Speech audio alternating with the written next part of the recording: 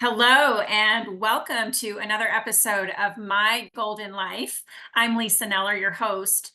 And today we're diving into a topic that I know will resonate deeply with many of you. And that is, how can you move from being coached by someone else to self-coaching?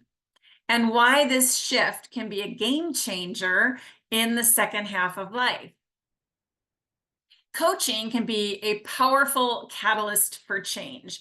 But what happens when the coaching sessions end or you find yourself needing to continue the work on your own? Today, I'll walk you through the process of transitioning to self coaching, the tools and practices that can support you, and how this approach can lead to profound transformation. First, I want to talk about why coaching matters. Let's start with the basics, why coaching is so impactful. When you work with a coach, you get an outside perspective that helps you see blind spots, patterns, and behaviors that might be holding you back.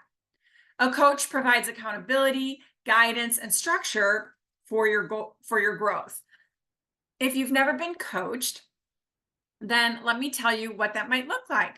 First, it's an investment in yourself to grow and change. And when you invest in coaching, you are investing in two things: the change that is going to happen in you, and the work and the insights that will be accessed in the learning and trusting space that is mutually created between you and your coach.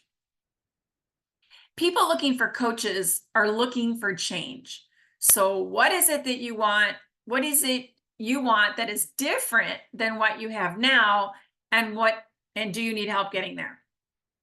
But here's the thing.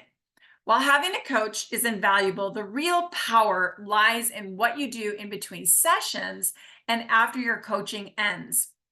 It's in the daily practice, the questions you ask yourself, and the actions you take when no one is watching. So let's talk about the benefits of self-coaching. And in my world, self-coaching is where it's at, meaning it's the key to self-regulation, emotional intelligence, and smooth living. So what is it? I'm going to define it as the ability to guide yourself through receiving information, making decisions, having skillful conversations, solving problems, coming up with solutions, and creating a fun and manageable life. So how does one learn to coach oneself? Well, it's a skill developed over a long period of time and practice. It doesn't happen overnight. People who self-coach practice awareness, learning to notice their thoughts on a daily basis. They also practice mindfulness, which is being present to all you think, say, and do. You will need to identify yourself as independent of your mind and practice the identification part. Know that you are not your mind or your thoughts. You are a conscious being with a brain, but are made up of the magnificent parts of the universe. You are what my husband likes to call an atom of God. As someone who self-coaches, I inhabit the teaching of the three principles of mind, consciousness, and thought. These three principles explain reality at its core in the most simplistic terms. It is really useful to understand this teaching, and I highly recommend studying these principles to help you navigate life on a deep level. Personally, I think it's good to develop a relationship with God or higher consciousness, accepting and admitting that there's something greater than yourself, an infinite intelligence that creates us and guides us. This is related to the three principles I just mentioned. You will need to manage your mind, learning the skill of controlling your mind and how you respond to your thoughts. You will begin having conversations with yourself and your higher self, literally talking out the dialogue between your thoughts and the better thoughts that serve you. Writing down your thoughts, Downloading your thoughts on paper so you can get them out of your head and examine them is a great way to see what is going on inside of you. And begin questioning your thoughts, taking each thought to inquiry and asking if they are absolutely true or not true. Good ideas or not so good, helpful or not helpful.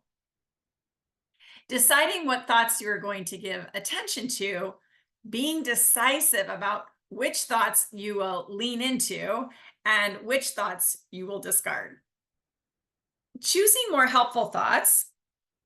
So getting really good at discerning your thoughts quickly and deciding quickly which ones you will keep. So this is a skill. It takes practice. So thoughts are things, and things can change. You want to keep that in mind. Now, self-coaching is about taking ownership of your journey. It's about becoming your own guide, mentor, and cheerleader. This doesn't mean you have to do it all alone, but it does mean that you're equipped with the tools and mindset to navigate challenges, celebrate wins, and keep moving forward. There are some great benefits to self-coaching. Self-coaching fosters independence and resilience.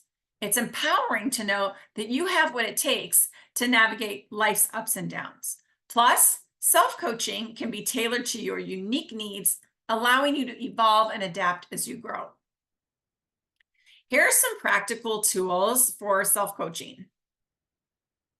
So how do you actually coach yourself? Let's break this down into some key tools and practices. So the first would be daily check-ins. Set aside time each day, even just 5 minutes, to check in with yourself. And you can ask yourself questions like, what am I feeling like right now? What do I need today? What is my mood? Or what's one step I can take toward my goals? You could journal. This is one of the most powerful self-coaching tools out there. Use prompts like, what went well today? What didn't go as planned? What can I learn from this? To reflect and gain insight. There are literally thousands of journaling prompts, and you can find many of them on the internet if you Google journaling prompts. Then there's the thought model. This is inspired by cognitive behavioral therapists. It's a tool that involves identifying a thought, examining how it makes you feel, and understanding the actions and results that stem from it. By recognizing and reframing unhelpful thoughts, you can shift your mindset and create different outcomes. Then there's setting intentions.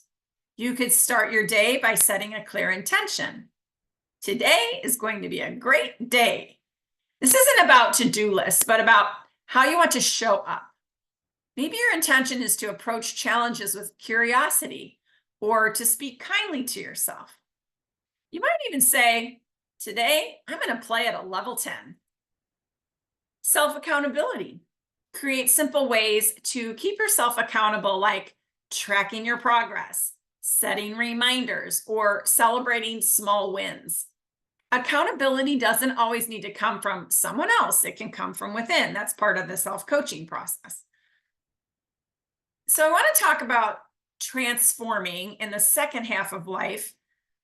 And coaching is particularly powerful in the second half of life because this is a time when many of us are redefining who we are, what we want, and how we want to live. The first half of life often focuses on external achievements, while the second half invites us to turn inward and connect with our deeper values. Self-coaching helps you tune in to your own wisdom and make choices that align with your true self. It's a path to authentic living, where you can shed old stories that no longer serve you and step into a version of yourself that feels more aligned, empowered, and free. I have a coach that always says, there's a version of yourself you have not met yet, which I just love. And I can't wait to meet my new versions. So let's talk about how to get started. If you're ready to self-coach, and you are new to self-coaching, start small. Begin with one practice, like the daily check-ins or journaling, and build from there. There's no right or wrong way to do this. It's about finding what works for you. So remember, this is a journey, not a destination. Self-coaching is a lifelong practice, and the more you engage with it, the more you'll learn and grow. One of the tools I use in self-coaching is journaling. That's why I created my virtual journaling jam session, which is held on Zoom. So if you want to join me, it's free, and you can register at lisanellercoaching.com/journal.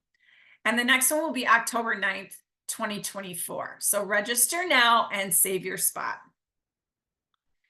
I want to thank you for tuning in today. I hope you feel inspired to explore the powerful world of self-coaching.